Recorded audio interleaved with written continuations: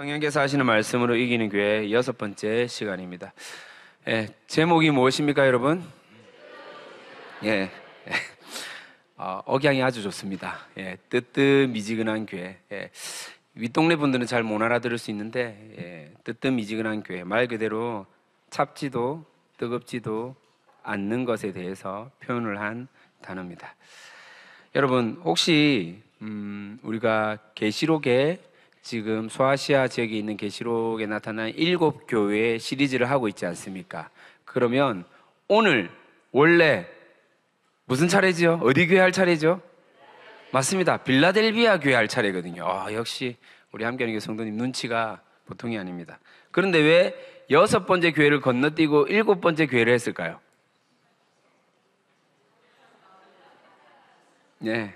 제 마음인 거죠, 그죠? 지난주에 우리가 4대 교회를 했지 않습니까?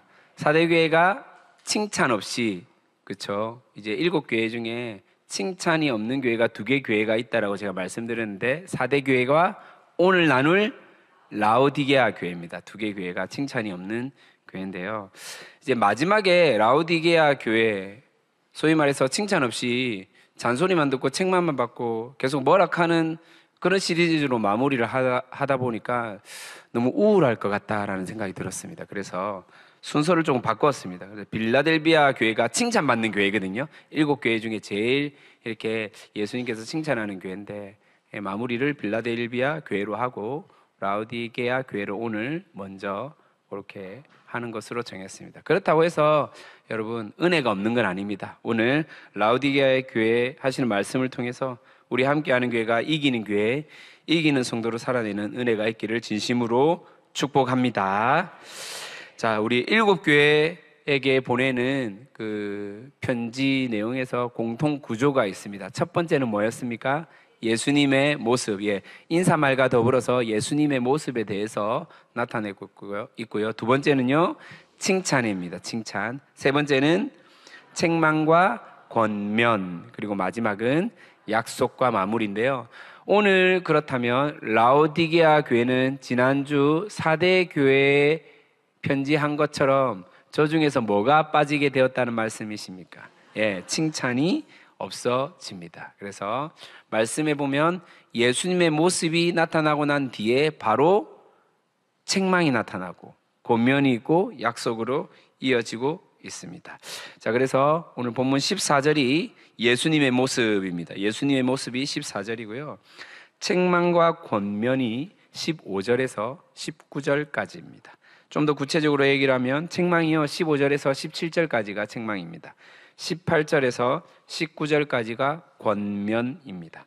그리고 약속은 20절에서 22절까지 마무리가 되어집니다. 다시 예수님의 모습은 14절이고요. 책망이 몇 절과 몇 절이라고 했습니까? 15절에서 17절입니다. 17절. 권면이요 18절에서 19절, 그리고 약속이 20절에서 22절 이렇게 나누어지고 있습니다. 이게 기본 구조입니다. 자, 이제 라오디게아 교회를 우리가 설명하기 앞서서 라오디게아 교회는 특히 이 배경이 너무 중요합니다. 지리적 특징도 아주 중요하고 여러분이 잘 이해를 해주시면 좋을 것 같습니다. 계시록과 더불어서 이 라오디게아라는 지명은요 어디에 나오냐면 골로새서에 나옵니다. 골로새서에. 어떻게 나오느냐? 바울이 라오디게아에 직접 방문한 적이 없지만은 이 에바브라라는 인물이 나옵니다. 이 에바브라에 의해 세워진 골로새 교회에게 편지를 보낼 때 이 내용 중에 라오디게아가 나옵니다. 자, 한번 읽어볼까요? 골로새서 4장 13절 말씀 시작. 그가 너희와 라오디게아에 있는 자들과 히에라볼리에 있는 자들을 위하여 많이 수고한 것을 내가 증언하노라. 자, 지명이 2개가 나오죠. 뭐가 나옵니까? 라오디게아, 그리고요 히에라볼리 2개가 나옵니다. 여러분, 저런 지명이 있구나 생각을 해두시면 됩니다. 그리고 14절을 건너뛰어서 15절을 읽을게요. 15절 시작. 라오디게아에 있는 형제들과 눈바와 그 여자의 집에 있는 교회에 문안하고. 자, 바울이요 에바브라에게 편지를 보냈습니다. 골로새 교회입니다. 골로새 교회 편지를 보냈는데, 자, 이 편지의 내용을 너희만 읽지 말고 라오디게아에 있는 형제들에게도 함께 나누어라. 그 교회에게도 좀 전달을 해라 라는 겁니다.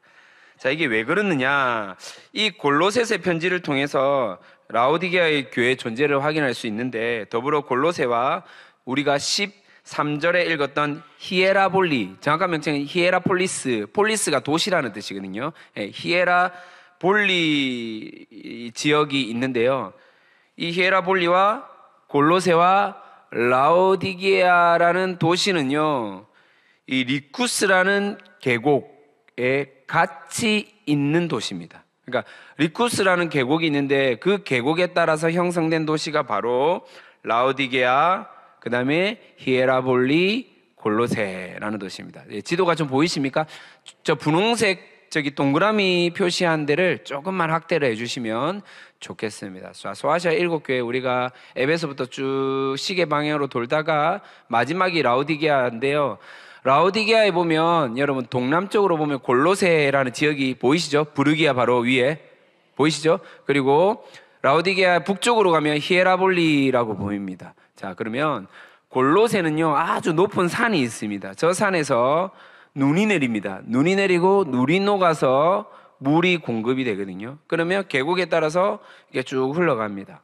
라오디게아에, 그리고 마지막에는 어디입니까? 히에라볼리. 이렇게 이어진다라는 것입니다. 이 세 개 도시가 한 계곡 아래 있다는 것을 여러분이 먼저 이해를 하시면 좋겠는데, 자, 그거를 한번 보도록 하겠습니다. 히에라볼리는 유명한 온천이 있습니다. 무슨 사전? 무슨 백과사전 이런 데 보면 사람이 태어나서 꼭 가야 할 곳 10곳 선정을 하거든요. 뭐 그런 거 보신 적 없습니까? 꼭 가야 할 곳. 그러면 10곳 안에 들어가는 동네가 어디냐? 이 히에라볼리의 온천입니다. 이 온천 이름이 뭐냐면 파무칼레라는 온천입니다. 파무칼레. 아주 유명한 온천입니다. 관광지인데요. 목화의 성이라는 뜻을 갖고 있는 파무칼레라는 뜻입니다. 자, 먼저 여러분 라오디게아 교회가 어떻게 생겼는지 궁금하시죠? 가는 길을 한번 보도록 하겠습니다. 라오디게아에 가는 길이 저게 로마식 길이거든요. 모든 길은 로마로 통한다 할 때 저 로마식 길. 그래서 마차가 다닐 수 있게 군사들이 군대가 용이하게 다닐 수 있도록 그렇게 만든 길입니다. 라오디게아 저 길을 직접 걸어가서 조금만 걸어가다 보면 이제 교회가 나오거든요. 교회 한번 보이시죠? 저렇게 교회입니다. 지금 교회 내부 사진을 찍은데요. 지붕이 있죠. 원래는 지붕이 없습니다. 그런데 저 보존을 위해서 저 라오디게아 터를 보존을 위해서 지붕을 일부러 더 씌웠습니다. 그래서 햇볕이라든가 바람에 원형 보존을 위해서 저렇게 만들었고요. 그 다음에 저 전체가 교회터입니다. 교회터고 아까 한 곳만 이제 중요한 교회 위치에 지붕을 씌운 것입니다. 자, 그리고요. 여기가 어디면 여기는 이제 라오디게아 도시에서 벗어나서 북쪽으로 올라가면 어떤 도시가 있다고 그랬죠? 히에라볼리라고 있습니다. 히에라볼리, 저것은 무덤입니다. 누구의 무덤일까요? 무덤입니다. 무덤. 사도 빌립의 무덤입니다. 그러니까 히에라볼리에 가면 아주 유명한 곳이 있는데 그 중에 하나가 빌립 무덤이 저렇게 있습니다. 자, 그 다음요. 저거는 원형극장입니다. 원형극장인데 이 웃음은 어떤 의미일까요? 왜 웃지? 많이 젊어서 그런 죄송합니다. 자, 저희가 몇 석이냐면 여러분 몇 석 같아요? 2만석입니다. 2만석. 진짜 크죠, 여러분. 웬만한 부산 서울 빼고 야구장이 거의 다 2만석이거든요. 만 몇천 석인데 그만큼 저 원형 경기장이 여러분 2000년 전에 지어졌어요. 어마어마하죠. 예. 그래서 히에라볼리에 원형 경기장이 저렇게 있습니다. 그리고 다음 사진요. 제가 좀 전에 말했던 꼭 가야 할 곳 파무칼레, 저희가 온천이에요. 그림으로 보니까 별로 모르겠죠. 저 왜? 이런 느낌인데 그래서 저는 이해를 돕기 위해서 영상을 준비해서 영상 한번 보도록 하겠습니다. 여기는 터키 파무칼레 온천입니다. 정말 아름답습니다. 하얗게 보이는 것은 석회가 안으로 들어온 것이 아니라 밖으로 계속해서 수년, 수백, 수천 년, 뭐 학자들에 의해서는 수만 년 동안 밖으로 유출. 김이 보이죠, 여러분? 저희가 아주 유명한 쌓여진 온천입니다. 뜨거운 물이에요, 지금. 현상이라고 합니다. 아름답습니다. 정말 아름답네요.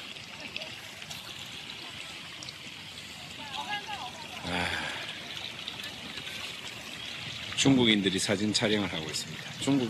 중국인은 출입금지니까 대만인이겠네요.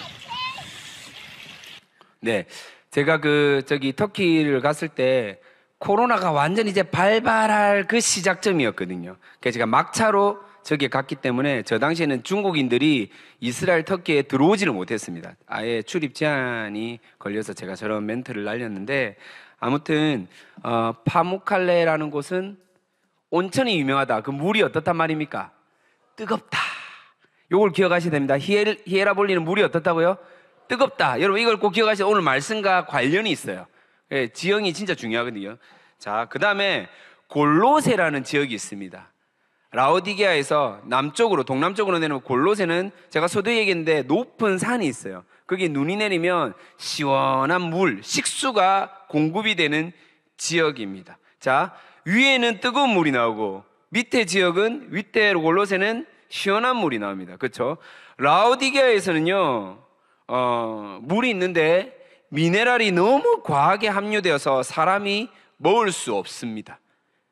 예. 지금처럼 정수 기술이 좋은 것이 아니기 때문에 먹을 수 없는 물이에요. 그러면 물을 어디서 구해와야 되겠죠? 어디서 구해올까요? 그렇죠. 위에 히에라볼리와 아래쪽에 골로세. 그래서 이미 라오디게아는요, 수도관이 매우 발달되어 있었습니다. 수도관을 위쪽으로 8km, 뭐 밑쪽으로 10몇 km 이렇게 연결을 해가지고 물을 공급받았다라는 거예요.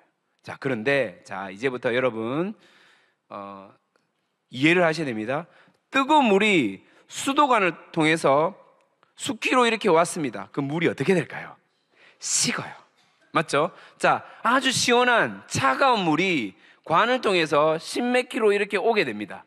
오게 되면 물이 어떻게 될까요? 식어요. 미지근하게 된다는 겁니다. 이해되죠? 요거를 여러분을 머리에 딱 기억하고 있어야 됩니다. 아시겠죠? 요게 중요한 포인트입니다, 오늘 말씀에. 자, 그리고 라오디게아의 주요 사업은 섬유 및 제약 기술이 발달했습니다. 의학. 그러니까 무역과 상고급의 도시로 금융, 무역, 섬유, 제약 기술이 발달했는데, 유황 성분의 온천수를 이용해서 제조한 고약과 안약이 매우 유명한 도시가 바로 라오디게아 지역이었습니다. 여러분, 문제를 하나 낼게요. 고약은 귀병에 매우 효과가 좋습니다. 고약. 그러면 안약은 어디에 좋을까요? 어렵습니까, 여러분? 고약은 귀를 낫는데 아주 탁월한 효과를 가지고 있는데, 안약은 어디에 좋을까요? 눈이죠, 눈. 예, 탁월하십니다. 맞습니다. 예, 눈병에 이렇게 탁월한 효과를 가지고 있는 안약을 만든 곳이 바로 라오디게아 지역이었습니다. 라오디게아. 예. 그 다음에 우상숭배는 여러분 기억하실지 모르겠는데, 버가모 교회가 여러 우상숭배를 하는 것 중에서 막 이렇게 의료에 관련된 신전이 있었습니다. 의료. 예, 사람 몸을 낫게 하는. 여러분, 지팡이에다가 왜 뱀을 막 감싼 기억나지 않습니까? 한번 보여주시기 바랍니다. 예, 저 로고 본 적 있죠? 예, 저 로고가 상징하는 신이 아스클레피오스라는 신인데, 아스클레피오스 신전이 버가모뿐만 아니라 어디에도 있었다? 라오디게아. 왜 라오디게아에 있었을까요? 제약이 발달했단 말이에요. 제약 기술이 발달했단 말이에요. 의료가 발달했단 말이에요. 그래서 이 신전이 함께 있었습니다. 자, 이 지역이요, 여러분 4대 지역과 마찬가지로 라오디게아, 빌라델비아 이 라인 자체가 지진대가 형성된 지점이거든요. 그러니까 지진이 매우 자주 일어났어요. 도시가 무너지고 파괴된 적이 참 많았는데, 라오디게아 지역은요, 도시가 한번 무너졌지만은 로마 황제가 우리가 뭐 도와줄까, 돈을 줄까 이랬는데 유일하게 라오디게아에서 돈을 받지는 않습니다. 왜 안 받았을까요? 우린 잘 살거든. 우리 힘으로 가능하거든. 우리는 부족함이 없거든. 우리는 뭐 금거래도 많이 하고 아주 유명한 의료, 양털과 양 가죽으로 의료 사업도 활발하게 하고 라오디게아에서만 개발한 이 신약들, 눈병, 이제 귓병을 낫게 하는 그런 약품들도 많았다라는 겁니다. 여유 있었고 풍요롭고 매우 부유한 지역이 어디다? 라오디게아다. 이해가 되십니까? 자, 그러면 이 라오디게아는요, 제가 아스클레피오스 신전이 있다고 했는데 이 교회 가운데, 라오디게아 교회 가운데 니골라당의 가르침, 발람의 교훈, 그 다음에 이세벨과 같은 이단이 있었을까요? 없었을까요? 없었습니다. 왜 그랬을까요? 뭐 소소하게는 있었겠지만은 이제 드러난 어떤 가르침, 거짓 가르침과 이단 사상은 거의 없었습니다. 왜 그럴까요? 그것 없어도 라오디게아는 먹고 살만하거든요. 부유했단 말이에요. 이해가 되십니까? 예, 그래서 라오디게아는 다양한 무역과 사업 그리고 약품의 기술로 인해 탄탄한 재정이 마련되어 있었다니까요. 지진으로 도시가 무너졌는데도 지원을 안 받았어요. 그만큼 우리는 살만하다 이거예요. 여유가 있었단 말이에요. 자, 이런 배경 가운데 오늘 본문 말씀을 한번 살펴보도록 하겠습니다. 자, 먼저 예수님의 모습에 대해서 14절에 나와 있는데요. 다 같이 한번 더 읽도록 하겠습니다. 시작. 라오디게아 교회의 사자에게 편지. 아멘이시요. 요까지 아멘이시요. 여러분 성경에는요 아멘이라는 단어가 많이 나옵니다. 뭐 50차례 이상 나온다고 하는데, 그런데 보면요 보통 이런 거죠. 언제 쓰이냐? 말씀이 끝나고 마지막에, 예를 들면 제가 설교를 하다가 사랑하는 함께하는 게 성도 여러분, 우리 다음 세대를 준비하는 젊은 교회로서 오늘도 하나님 앞에서 신실한 예배자로 살아가기를 진심으로 축복합니다. 이게 정상이잖아요. 이 아멘 뜻이 뭐냐면 동의합니다, 그렇게 하겠습니다, 믿습니다, 이런 의미거든요. 그 말에 내가 동의하고 믿습니다, 이런 의미인데, 지금 예수님의 표현에 대해서 첫 번째 표현이 뭐냐면 아멘이시요라고 했습니다. 예수님에 대한 이야기가 아멘이시요. 여러분 뭔가 좀 이상하지 않습니까? 예, 되게 독특하거든요. 이 라오디게아 교회를 설명할 때 예수님의 모습을 이렇게 처음으로 나타낸 단어가 아멘이시요, 예수님이 아멘이시다, 이런 의미예요. 사실 문맥상으로도 봐도 말이 안 되는데 아멘 자체를 고유명사로 만들어버립니다. 자, 무슨 말이냐면 예수님의 모습이 아멘이다라는 것은 라오디게아 지역의 분위기가 어떻는지에 대해서 충분히 예수님은 알고 있다라는 거예요. 제가 항상 이렇게 소아시아 7교회 설명할 때 인사라든가 그 교회 뭐 책망 권면을 할 때 그 지역의 문화와 그 지역이 가지고 있는 특징을 고려해서 편지를 보냈다라고 여러 번 말씀했잖아요. 그렇죠? 기억나시죠? 네. 자, 그러면 예수님이 왜 지금 라오디게아 교회에 편지를 보낼 때 첫 번째 자신의 모습을 아멘이시오라고 했냐면, 라오디게아 지역에서는 서두에 말씀드렸다시피 돈이 최고입니다. 물질이 최우선이라는 거예요. 예수를 믿을 바에는 이런 거죠. 옛날에 어르신들이, 힘센 사람들이, 아니면 자기 고집이 센 사람이 내가 예수를 믿을 바에는 내 주먹을 믿겠다, 이렇게 하는 표현 많이 들어봤죠? 처음 들으시는구나. 자, 그러니까 이런 의미예요. 라오디게아의 사람들은 뭐냐면 예수를 믿을 바에 내 재산을 믿겠다, 내 돈을 믿겠다, 내 금가락지를 믿겠다, 이런 의미라는 거예요. 예. 지역민들은 이 도시의 풍요를 가져다주는 돈, 사업을 믿는다는 겁니다. 예. 하지만 분명히 말씀합니다. 세상에서요 소유라는 것은 영원함이 없습니다. 사라진다는 것이죠. 즉 믿을 것이 못 된다라는 겁니다. 하지만 영원이라는 말을 유일하게 적용할 수 있는 분이 계십니다. 즉 아멘, 영원히 믿을 수 있는 예수님을 가장 함축적인 단어로 나타내고 있는 것이 바로 예수님에 대한 모습, 아멘이시요라고 표현하고 있다는 것입니다. 여러분 이해가 되십니까? 예, 그래서 아주 독특하게 지금 기자는요 이렇게 예수님에 대해서 표현을 하고 있는 것입니다. 두 번째는 뭐라고 하냐면 충성되고 참된 증인이라고 말씀하고 있습니다. 역시 라오디게아의 상황과 잘 맞물려 있습니다. 이들은 물질의 풍요로움 속에 살고 있는데요, 이를 위해 물질의 노예가 되기도 하고 물질에게만 충성을 하면서 살았다라는 겁니다. 돈을 위해서라면 진리는 쉽게 가리워졌고 거짓 증언도 쉽사리 하였다는 것이죠. 이에 거짓 충성과 거짓 증인을 하고 있는 이들을 깨우치고 참 진리신 예수님의 모습을 나타내고 있는 것입니다. 세 번째는 무엇입니까? 하나님의 창조의 근본이라는 표현을 합니다. 14절 마지막에 창조의 근본이라고 하죠. 여러분, 물질이 어디서 나옵니까? 어디서 시작되나요? 이 풍요로움이 어디로부터 시작이 되냐는 것입니다. 하나님의 창조 섭리와 운행이 없이 이루어질 수 없다는 것을 지금 표현을 하고 있는 것입니다. 부족함이 없습니다. 여유롭습니다. 풍성한 것 같습니다. 그런데요, 여러분, 다시 말씀드리지만은 영원하지 않다니까요. 영원함이 없다라는 겁니다. 가지고 있는 소유는 영원함이 없습니다. 그러면 하나님께서 주신 것들을 어떻게 우리가 올바르게 쓰고 흘려보내는지, 이게 그리스도인이 가져야 할 가치라는 것을 꼭 기억하시기를 바랍니다. 자, 이제 책망과 권면에 대한 이야기를 해볼 텐데요. 먼저 첫 번째 책망입니다. 우리는 흔히 이 말씀 구절을 보면서 잘못된 해석과 오해를 할 때가 많습니다. 보통 어떻게 설명하냐면 15절을 보니 이렇게 표현되어 있죠. 내가 내 행위를 아노니 내가 차지도 아니하고 뜨겁지도 아니하도다. 네가 차든지 뜨겁든지 하기를 원하노라. 자, 이 말을 하니까 이렇게 해석을 하죠. 어떻게 합니까? 교회를 나오든지 그만두든지 예수를 믿든지 막 때리치우든지 이렇게 해석을 하고 이렇게 말하는 경우가 있는데, 이건 잘못된 말입니다. 사실은 이렇게 표현을 하면 안 됩니다. 이 본문 말씀을 가지고 이렇게 표현하는 것은 아주 잘못된 겁니다. 먼저 지리적 특징을 다시 우리가 떠올려야 됩니다. 좀 전에 우리가 서두에 여러분에게 설명했던 그 지리적 특징을 한번 떠올리면 됩니다. 라오디게아는 마실 물이 있다? 없다? 없습니다. 그래서 식수를 마련하기 위해서 물을 끌어다 온다라고 말씀드렸죠, 여러분. 히에라볼리에서 끌어오고 골로새에서 가지고 옵니다. 그런데 온천물이 라오디게아에 도착하면 어떻게 될까요? 식어요. 식는단 말이에요.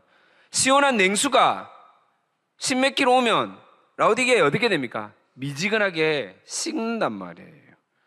아무리 시원한 물도 아무리 뜨거운 물도 결국은 지나오다 보면, 이렇게 시간이 지나가면 식을 수밖에 없답니다. 특히 라오디게아에 오면 물이 식어서 라오디게아에 있는 물처럼 마실 수 없는, 먹어도 되게 이렇게 미지근한 별 물맛도 없는 물이 된다라고 표현을 하고 있습니다. 자, 어떻게 예수님은 표현을 하냐면요, 시원함도 없고 뜨거움도 없고 이제 토하여 버리겠다. 이 물은 마실 수 없는 물이기 때문에 토하여 버리겠다라고 이야기를 하고 있는 것입니다. 16절에 그렇게 표현을 하고 있는데, 여러분 이게 잘 이해가 안 되시죠? 그래서 여러분 제가 여러분의 상상을 좀 돕도록 하겠습니다. 여러분 무더운 여름날에 시원한 음료수, 이렇게 냉장고에 든 얼음 동동 띄어진 콜라를 한 잔 딱 마시려고 하는데, 누가 모르고 콜라를 냉장고에 안 넣어놓고 얼음도 누가 다 퍼갔습니다. 근데 콜라는 3층 주차장에 떼약볕에 그대로 노출되어 있는 겁니다. 그걸 먹으라고 하는 거예요. 자, 먹었을 때 여러분 느낌이 어떨 것 같습니까? 시원하다, 갈증이 해소된다, 이런 느낌일까요? 예, 데워진 콜라 드셔본 적이 없습니까? 어떤 느낌인지 아시겠죠? 여러분 금철 마치고 집에 가면 어떻습니까? 배가 출출하죠. 근데 그 타이밍에 맞춰서 집에 갔는데 누가 라면을 끓이고 있는 거예요. 팔팔 끓여가지고, 날도 추운데 이렇게 김이 모락모락 나게 끓이고 있습니다. 그러면 라면 얼마나 맛있습니까, 여러분? 매력적이잖아요. 자극적이잖아요. 안 드셔보셨구나. 자, 그런데 제가 10시쯤에 올 줄 알고 미리 저희 아내가 라면을 10시에 맞춰서 끊어놨는데, 제가 회의도 있고 기도도 그날 은혜를 받아 기도도 많이 해가지고 새벽 1시에 왔다. 라면 3시간 동안 식어 빠진 거예요. 라면도 다 불어 터졌어요. 먹고 싶을까요? 안 먹고 싶을까요? 별로 안 먹고 싶습니다. 라면 식어 빠진 국물 별로 안 먹고 싶다는 거예요. 딱 그 느낌이에요. 그 느낌. 라오디게아에 도착한 물이 다 식었다는 거예요. 미지근하다라는 겁니다. 이렇게 먹기 힘들고 토해버리고 싶다라고 지금 말씀하고 있습니다. 자, 이 부분을 라오디게아 성도들에게 빗대어 말씀하고 있는 것이죠. 신앙생활을 할 때면 성령의 단비와 같은 시원한 은혜가 있고 또한 불같은 뜨거움도 있습니다. 우리는 하나님의 형상으로 지음받은 최고의 걸작품이죠. 말로만 걸작품이 아니라 하나님의 형상은 곧 그분의 속성, 그러니까 겉으로 드러난 모양을 빗대어서 만들었다가 아니라 하나님의 형상으로 지음받았다는 것은 주님의 하나님의 그 속성, 재질로 만들었다라는 겁니다. 그래서 우리 가운데 어떤 하나님의 속성이 있느냐, 영혼을 보살피고 교회를 섬기는 데 있어서 불같은 마음이 있다는 거예요. 그 뜨거움이 있다는 거예요. 나아가 영혼을 사랑하는 그 뜨거움이 있다는 것이고, 또한 공동체와 맡겨진 사업을 해나갈 때 철저한 계획과 냉철한 판단 역시 우리에게 주어졌다라는 것입니다. 그런데 이도 저도 아닌 모습으로 신앙생활을 하는 성도들을 향해 예수님은 토해버리겠다라고 말씀하고 있는 것이죠. 자, 그렇다면 오늘날 미지근한 신앙은 어떤 것을 말하고 있는 것입니까? 예수님이 목적이 아니라, 예수를 믿기로 결단했는데 예수님이 목적이 아니라 동호회나 사교 모임으로 와서 예배에 참석하는 것, 사업 수단으로 교회를 나오는 것, 자녀의 인성과 교육이 힘들어서 맡기려고 하는 것 필요하죠. 특히 초신자라면 정말 함께하는 교회 잘 온 겁니다. 교회에서 이런 도움도 받고 아이가 바뀌어지기도 하고 또 예수를 믿고 새롭게 사업이 번창되어서 하나님께 영광 돌리는 것, 그런 은혜를 누리는 것 너무너무 필요합니다. 그런데 신앙생활을 오랫동안 해왔음에도 오늘의 제목처럼 뜨뜻미지근하게 교회를 나오는 분들이 있습니다. 대충대충 신앙생활이 아니라 종교생활 또는 취미생활로 하는 분들이 있다는 것입니다. 제가 한 예를 들어보도록 하겠습니다. 청년부를 제가 섬겼을 때 모태신앙인 친구가 있었습니다. 셀 모임도 잘 안 하고 주중에 훈련도 잘 안 받는 거예요. 여러 셀장들과 우리 청년부 디렉터 간사들이 몇 번이나 이제 만나려고 했는데 계속 거절을 당했습니다. 약속도 취소가 되고. 그래서 제가 보고를 받고 안 되겠다, 이 회사로 제가 찾아가야 되겠다 싶어가지고 점심시간에 맞춰서 회사 앞에 찾아갔습니다. 찾아가서 입구에서 딱 기다리고 연락을 했더니 때마침 이 친구는 이제 모르는 번호니까 그냥 받았는데 알고 보니까 제가 전화를 한 거죠. 그래서 너무 놀래가지고 회사 앞이다 나와라 해가지고 밥을 먹고 이야기를 했는데, 왜 자꾸 셀 모임도 잘 참석 안 하니? 훈련도 좀 받았으면 좋겠는데 너무 똘똘한데 왜 안 하니? 잘할 것 같은데 했더니 이 친구가 뭐라고 하냐면 자신의 삶이 지금 너무 바쁘다는 거예요. 그런데 이 바쁘다는 게 알고 보니까 주중에는 볼링도 쳐야 되고요, 골프도 쳐러 가야 되고요, 그 다음에 주말에는 믿지 않는 남자친구랑 교제를 하고 있는데 남자친구랑 여행도 가야 되고요, 그리고 골프 볼링뿐만 아니라 낚시 동호회, 무슨 동호회, 마라톤 동호회, 그러니까 너무 이 친구는 세상의 그 즐거움에 빠져가지고 신나 있는 거죠. 그러니까 교회는 자기가 이제 모태신앙이니까 예배는 그래도 양심적으로 드리고 바로 여행을 가거나 놀러 가는 겁니다. 어떤 것입니까, 여러분? 세상과 이 예수님과 양다리를 걸치고 있는 거죠. 이것이 바로 미지근한 겁니다. 미지근한 게. 사랑하는 성도 여러분, 함께하는 교회는 여름과 잘 어울리는 교회입니다. 1부 때는 아멘이 나왔는데 역시 그렇죠. 여러분, 저 말이 무슨 말인가 의심도 해야 되고 고민도 해야 되거든요. 맞죠? 말도 안 되는 말인데 어떻게 아멘을 합니까? 그렇죠? 동의할 수 없지. 다시, 함께하는 교회는 여름과 어울리는 교회입니다. 왜냐하면요, 함께하는 게 뜨거운 교회거든요. 이것도 동의가 안 됩니까, 여러분? 요즘 많이 식었습니까? 그런데 함께하는 교회는 가을과도 어울리는 교회입니다. 왜 그렇습니까? 영적인 풍성함과 결실을 맺고 살아가는 교회 공동체이기 때문입니다. 우리 성도들이 하나님의 말씀을 더 깊이 묵상하고 순종하며 나아가서 여러 소그룹과 훈련 가운데 하나님을 풍성히 경험하는 그런 결실의 계절, 더 뜨거워지는 계절이 되기를 진심으로 축복합니다. 자, 두 번째 책망은요, 비움과 채움입니다. 비움과 채움. 겉으로 보기에 부족함이 없습니다. 풍요롭죠. 그런데 라오디게아 성도들을 향한 예수님의 마음은요, 그들의 공고함, 가련함, 그리고 가난함을 알지 못한다고 말씀합니다. 17절입니다. 함께 읽겠습니다. 시작. 내가 말하기를 부요하여 부족한 것이 없다 하나 내 곤고한 것과 가난한 것과 내 벌거벗은 것을 알지 못하는도다. 여러분, 다 갖추어진 것 같지만은 다 채워진 것 같은데 허한 마음, 허망한 생각, 공허한 감정이 사람에게는 늘 자리 잡고 있다라는 것입니다. 정말 부정할 수 없는 부분이죠. 예전에 제가 다니던 교회에서 우리 함께하는 교회 청년들이 해왔던 TF와 같은 청년 축제를 진행을 했었습니다. 속된 말로 진짜 하얗게 불태웠거든요. 어떤 식으로 준비를 했냐면 이 축제 한 달, 두 달 전에 돈을 모아가지고 학교 앞에 비타 500 같은 음료수 있죠. 거기다가 축제에 관련된 스티커를 붙여서 커다란 그 자갈치 어시장에 있는 그 물통, 플라스틱 물통, 파란색 물통 아십니까? 예, 잘 모르시는구나. 하여튼 그런 게 있습니다. 플라스틱 물통, 어시장용 물통인데 거기에 가거 얼음을 넣고 비타 500을 몇 박스를 붓습니다. 그 안에 넣어가지고 대학교 입구에서 모든 내려오는 대학생들에게 하나씩 다 나눠주는 거예요.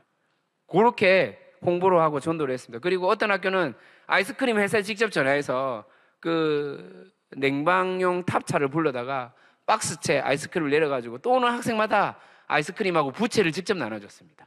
그렇게 홍보를 하고 축제 일주일 전에는 집에 가기를 포기했습니다. 늘 교회에서 밤새서 다시 디자인을 하고 새로운 연출을 구상하고 그렇게 열정적으로 준비를 했는데 여러분 끝나고 나면 제 마음이 어떤지 아십니까? 텅 빈 느낌인 거예요. 그렇게 열정적으로 준비했는데 분명히 마지막에 우리가 무대 앞에 200~300명 청년들이 같이 나가지고 물이 바다 덮은 같이 찬양하고 막 눈물로 고백하고 마지막에 얼싸안고 고생했다 고맙다 하고 집에 딱 가는데 마음이 있잖아요. 허한 거예요. 여러분 왜 그런 걸까요? 느낌 아시죠? 3명 빼고 아무도 느낌을 모르시는 것 같네요. 제가 이 설교문에다가 느낌 아실까요? 적어놨는데 잘못 기록한 것 같습니다. 느낌 모르시죠, 여러분? 여러분, 제가 지금 어떤 이야기를 하고 있냐면 예수를 믿고 난 뒤에 예수를 믿고 없었던 하나님 나라를 향한 열정을 가지고 그 열정 때문에 예수 믿는 청년들이 예수님을 위해서 한 축제를 준비했음에도 불구하고 끝나고 난 뒤에 마음이 텅 빈 마음, 허한 마음이 생겼다라는 거예요. 하물며 예수 믿지 않는 사람들이 자신의 이익과 즐거움과 쾌락을 위해서 뭔가를 준비하고 돈을 벌고 어떤 사업들을 진행할 때 끝나고 난 뒤에 마무리가 되고 난 뒤에 그 마음이 어떨까? 여러분 생각해 보시면 충분히 우리는 이해할 수 있습니다. 경험 있으십니까? 이해가 되십니까? 텅 빈 마음이 여러분 와닿습니까? 왜 그런 것입니까? 왜 그런 걸까요? 바로 열심히 준비했는데 잘했는데 제 힘으로 했거든요. 제 인맥으로 했거든요. 제 경험으로 했거든요. 저의 위기 관리 능력으로 했거든요. 그러다 보니까 내 마음 가운데 허한 마음이 생기는 거예요. 텅 빈 마음이 생기다는 겁니다. 한 성도님이 차를 구입했습니다. 너무 행복하다고 하는 거예요. 물론 필요한 차량이 공급되어졌음에 감사하고 기뻐해야 하겠지만은 자동차로 인한 기쁨이 얼마나 갈 것 같습니까? 이분이 나는 이제 이 자동차가 있어서 너무 행복하다, 너무 기쁘다 막 이렇게 얘기하는 거예요. 딱 1년 가더라고요. 1년.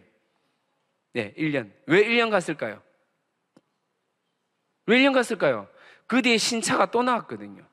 예. 창세기 70이었는데 그 뒤에 창세기 80이 나왔단 말이에요. 이해가 안 되십니까? 이러면 제네시스 4명만 타고 다니는 창세기 자동차가 있는데 원래 70만 있다 그 다음에 80 자동차가 나오니까 또 이렇게 비교가 되지 않습니까, 여러분? 네, 그 기쁨이 사라지더라는 겁니다, 여러분.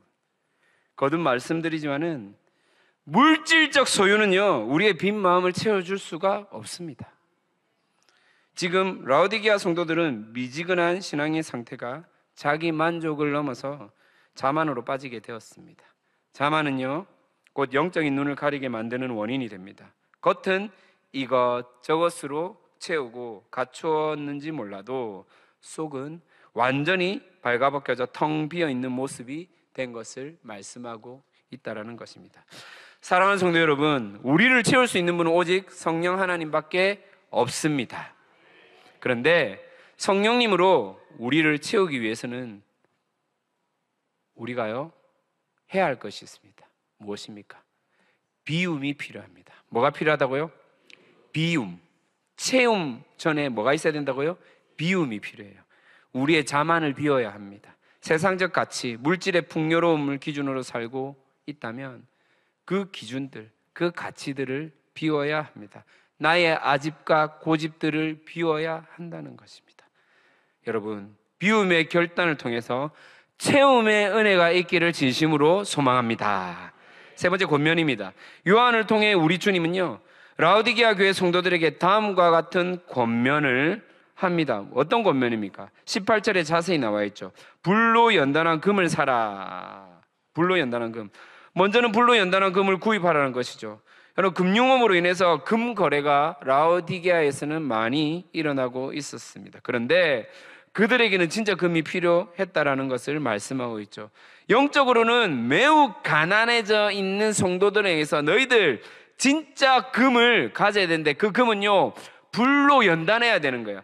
불순물을 지어야 되는 거예요. 그래서 우리 정순금 전사님 이름처럼 24K 정순금 정금, 그래서 100% 99.9% 그 순금이 되었을 때 하나님 앞에 나올 수 있다라는 겁니다. 얘기하는 거예요. 불로 태워져야 하는 겁니다. 고통이 따르겠죠. 아픔이 있겠죠. 그런데 그렇게 해야 주님 아버지의 마음을 우리가 알아갈 수 있음을 우리는 기억해야 할 것입니다. 두 번째는요, 수치를 가릴 흰옷을 입으라고 합니다. 섬유 의류가 발달한 이 지역에서 매우 값비싼 옷감 의류가 너무나 많았습니다. 양털, 양가죽. 실제로 터키 소아시아 지역 돌 때 라오디게아에 가면요, 이 의류 판매하는 센터 막 거기서 막 패션쇼도 하고요, 막 런어웨이 이런 것도 하거든요. 하는데 아주 고가의 제품들이 많습니다. 고가의 제품들을 판매하고 있습니다. 아직도 그 영향을 받는가 봅니다. 그런데 하지만 이렇게 좋은 옷, 이렇게 값비싼 옷으로는 그들이 가지고 있는 수치를 가릴 수 없다라는 거예요. 하나님 말씀하십니다. 세상의 옷을 벗고 우리의 수치를 영원히 가려줄 보혈의 옷, 성령의 옷을 입어야 함으로 말씀하고 있다는 것입니다. 그 성령께서 주시는 흰 옷만이 우리의 부끄러움을 가릴 수 있다라는 것이죠. 세 번째는 무엇입니까? 영적인 눈을 뜨게 할 안약. 여러분, 이 지역이 뭐가 발달했다고 했습니까? 제약, 맞죠? 기억나시죠? 제약이 발달하고 있는데 의약품, 특히 눈병의 특효약인 안약이 만들어지는 라오디게아 지역이지만 오히려 이들의 눈은요 멀어져 있었다라는 거예요. 이들의 눈은 가리워졌다라는 거예요. 영적인 안약으로 분별력이 생겨나고 교회 공동체와 영혼을 바라보는 영적인 눈이 띄어지기를 바라보며 주님이 말씀하고 있다라는 것입니다. 마지막으로 열심으로 회개하라 라고 19절에 나와 있죠. 내가 열심을 내라, 회개하라 라고 되어 있습니다.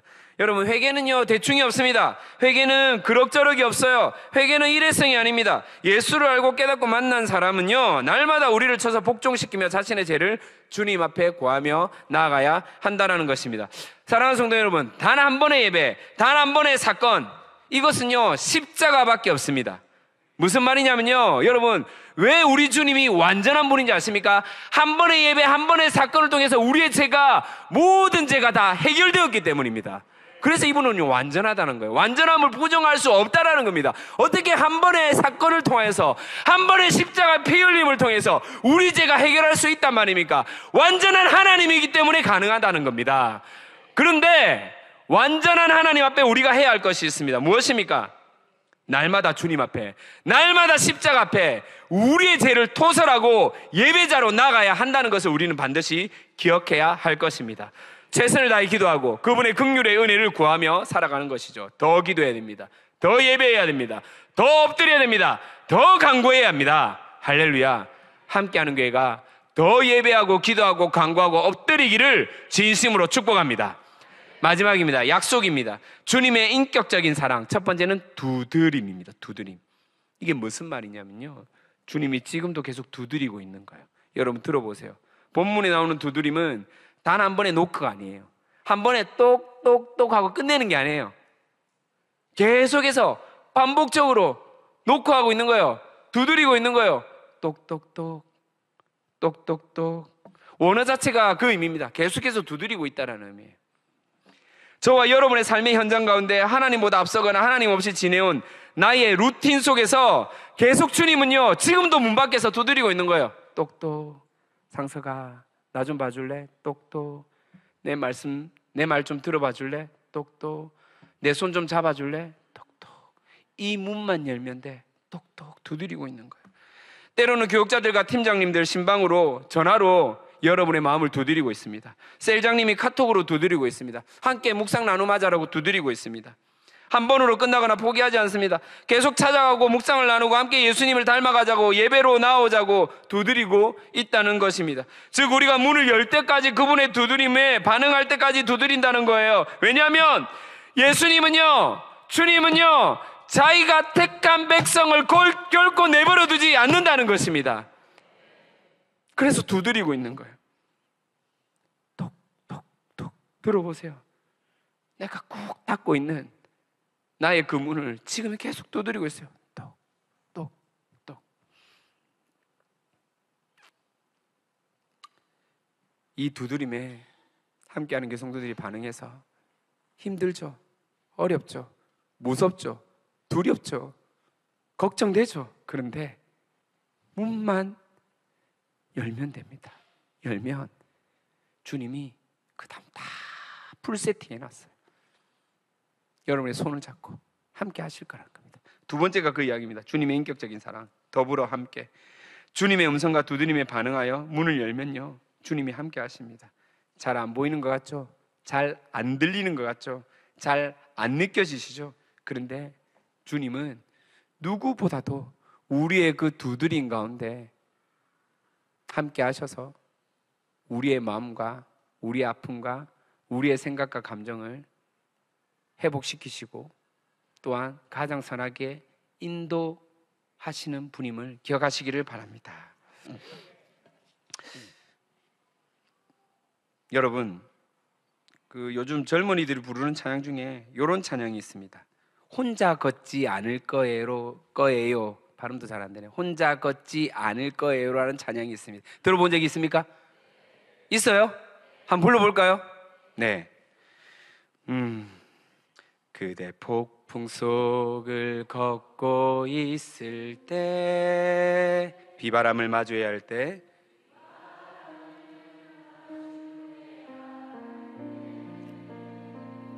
불빛조차 보이지 않아도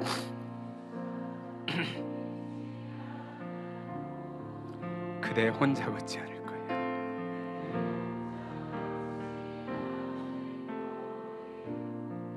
두려움 앞에서 하늘을 봐요.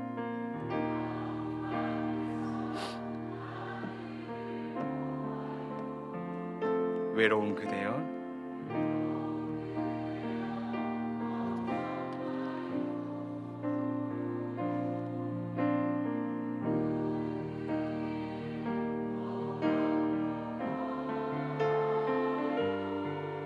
그대 혼자 걷지 않을 거. 한 번 더 할까요? 그대 폭풍 속을 걷고 있을 때. 한번 따라 불러보세요. 앞에 가사가 있으니까요. 비바람을 마주해야 할 때,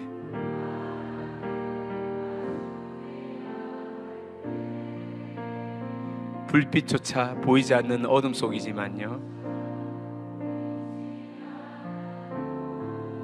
혼자 걷지 않을 겁니다.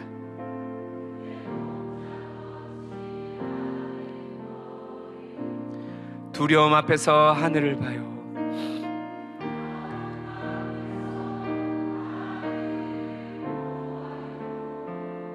외로운 그대여,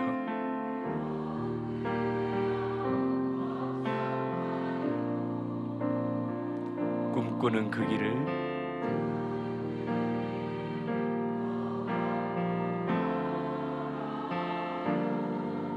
그대 혼자 걷지 않을 거예요. 여러분, 혹시 오늘 오실 때 하늘을 본 적이 있습니까? 비가 와서 잘 못 봤습니까, 여러분? 아침에 일찍 일어나시면 하늘 본 적 있습니까? 예, 제가 오늘 아침에 교회 올 때 하늘을 봤는데 너무 감탄이 돼서 제가 뭐라고 표현하냐면, 죄송합니다, 용서하고 들으십시오. 제 두 아들, 우리 둘째 셋째를 태우고 아침 일찍 같이 넘어왔는데, 이소라 이로마 하늘 봐봐, 하늘이 미쳤어, 이렇게 얘기했거든요. 예, 그러니까 저희 둘째가 아주 이성적이고 현실적인 아이가 하늘이 어떻게 미쳐, 이렇게 얘기하는 거예요.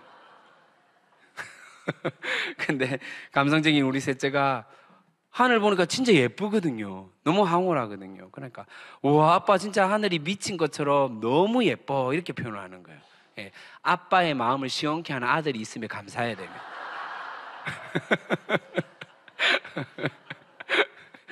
예, 여러분, 주님이 함께하고 있다, 이것을 알 수 있는 방법은요, 사실은 그렇게 어렵지 않습니다. 나를 위해 가을 하늘이 찾아왔다는 것임을 보면 됩니다. 가을 하늘처럼 높고 푸른 하나님의 사랑을 나타내고 있거든요. 나를 위해 선선한 바람이 부는 것입니다. 눈에 보이지 않아도 내 머릿결을 스치며 수고한 나를 쓰다듬고 있음을 나타내고 있기 때문입니다. 또한 나를 위해 우리 함께하는 교회가 있는 것입니다. 피 한 방울 섞여 있지 않음에도 눈을 마주하고 이야기를 들어주고 눈물로 기도하는 셀장, 셀 가족을 통해 하나님 아버지가 이렇게 들어주고 바라보고 눈물로 기도하고 있음을 나타내고 있는 것입니다. 그래서 하나님이 함께 하고 있는 것을 우리는요, 고개를 들어도 알 수 있습니다. 주변을 바라봐도, 옆에 성도를 바라봐도 우리 공동체 안에서 충분히 듣고 느끼고 깨달을 수 있다는 것입니다. 사랑하는 성도 여러분, 이제 말씀 마무리하겠습니다. 라오디게아 교회를 향해 토해버리겠다라고 하신 예수님의 말씀은 사실 문을 두드리며 밖에서 이렇게 말씀하고 있는 거예요. 내가 너와 함께 하고 싶어. 제발 돌이켜줘. 나의 두드림에 문을 조금만 열어줘. 내가 너와 함께 이 복을, 너희들이 가지고 있는 소유의 복이 아니라 진짜 진리의 복을 같이 누리고 싶어. 진짜 함께 하고 싶어 라고 하는 아버지의 마음이 이 라오디게아 교회에 있다는 것을 기억하시길 바랍니다. 어느 순간에 우리의 마음이 식어 있지는 않습니까? 20년을 달려오면서 10년 동안 신앙생활을 해오면서 상실한 여러분의 마음 가운데 그 뜨거웠던 물이 식어진 것처럼 여러분의 마음이 미지근하게 식어져 있지는 않습니까? 우리 다시 주님 주신 그 마음을 가지고 아버지 앞에 나아가기를 진심으로 축복합니다. 그 뜨거움을 가지고 우리 다음 세대 아이들을 살리고 섬겨가길 진심으로 축복합니다. 우리 들었던 말씀을 기억하면서 함께 찬양하십시다. 주님, 우리 함께하는 교회 성도들이 주님만을 더 사랑하길 원합니다. 더 간절히 주님을 찾는 구별된 성도 되기를 진심으로 축복합니다. 우리 그런 심령으로 찬양하십시다. 예수 사랑합니다.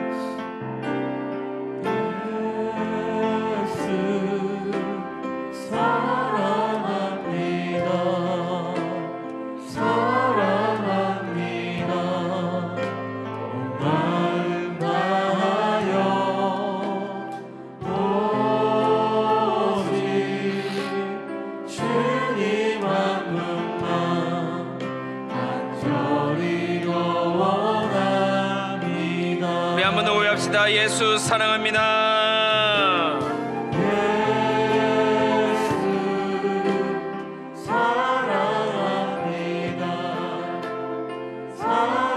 사랑합니다.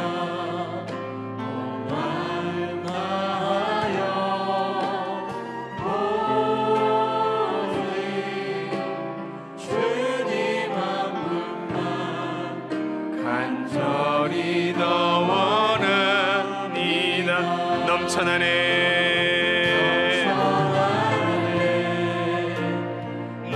넘쳐나네 주를 향한 내 속에 갈망이 주님께로 날 이끌어 주소서. 주님을 더 원해. 넘쳐나네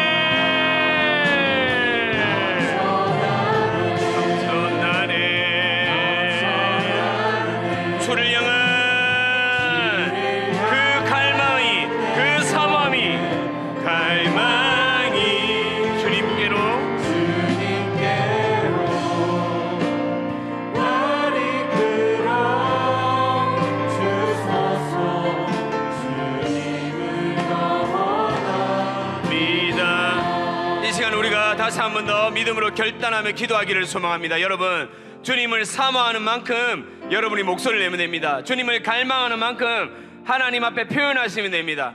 필요하신 분들은 두 손을 들고, 필요하신 분들은 목청껏 외치면 됩니다.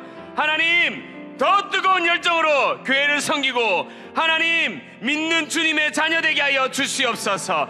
다시 한 번 더 미지근한 인생이 아니라 하나님 우리 가운데 불같은 성령의 은혜를 주셨음에 하나님 이 교회 공동체를 살리는 우리 성도 되게 하여 주시옵소서.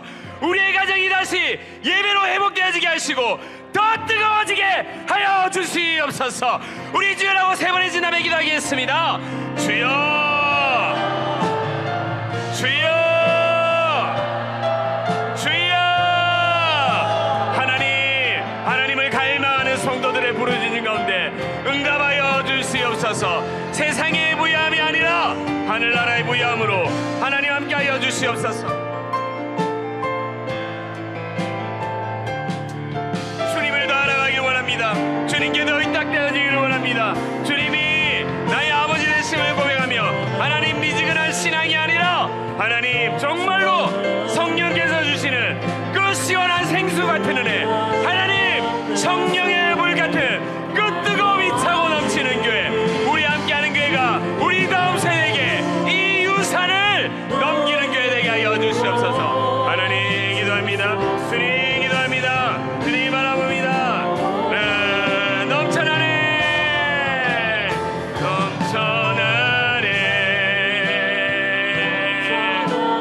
주님을 향한 내 속에 갈망이 주님께로 날 이끌어 주소서. 목마른 나의 영혼 주님을 부릅니다. 나의 마음을 만져주십시오.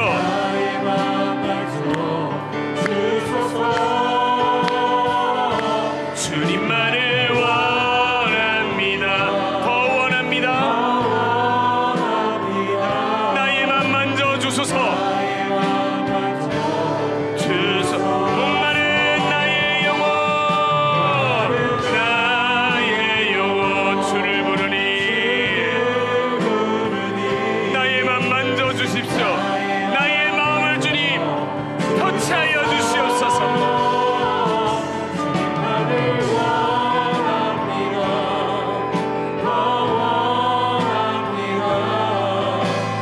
나의 맘 만져 주께 가까이, 주께 가까이 날 이끄소서. 간절히 주님만을 원합니다. 채워주소서. 채워주소서.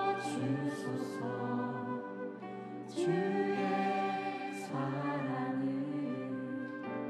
진정한 찬양 드릴 수 있도록 주께 가까이 날 이끄소서.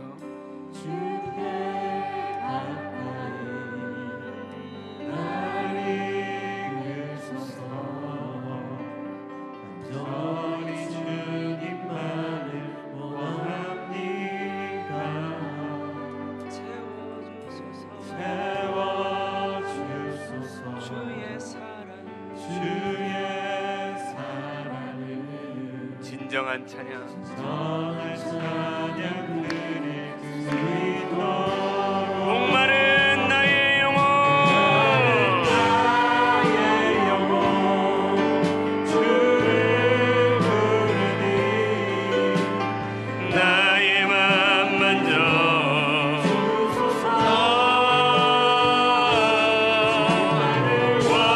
원합니다. 더 원합니다. 나의 맘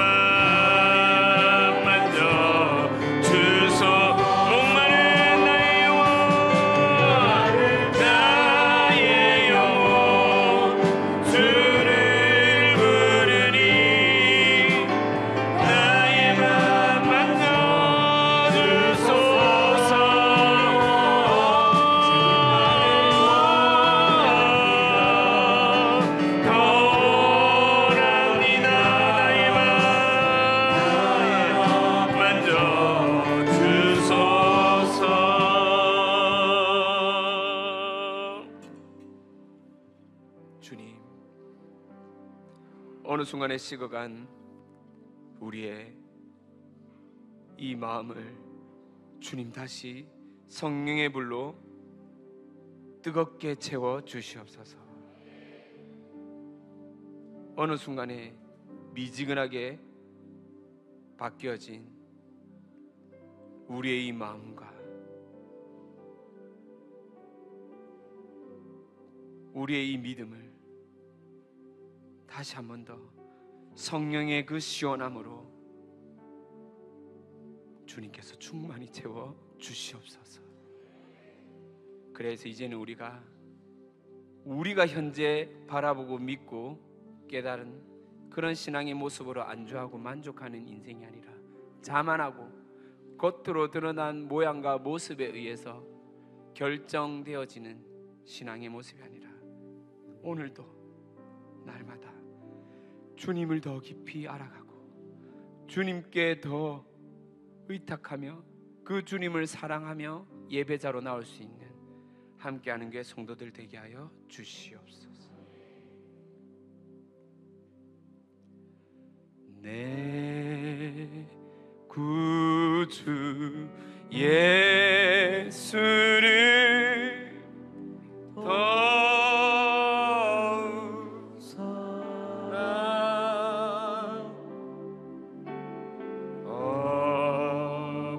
엎드려 비는 말 들으소서. 내 진정 소원이 내 구주 예수를 더욱 사랑. 아멘. 더욱 사랑. 이전에 세상 나 이전에 세상 나 기뻤어도 지금 내 기쁨은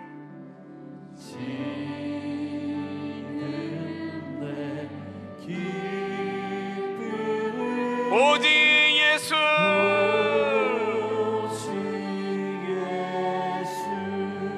다만 내비는 말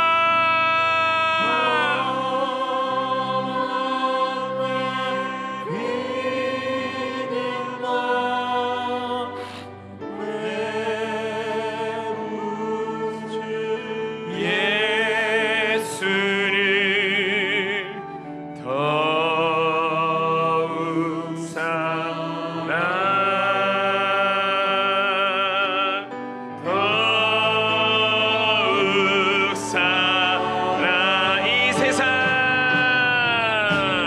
이 세상 떠날 때 찬양하고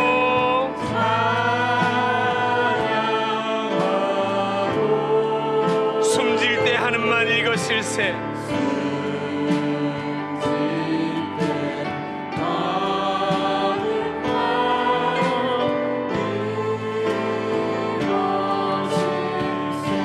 아멘. 다만